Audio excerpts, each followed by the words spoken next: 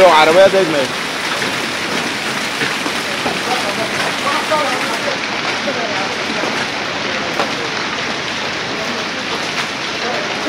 Gördüğünüz gibi Kersan köyünde mahsur kaldık.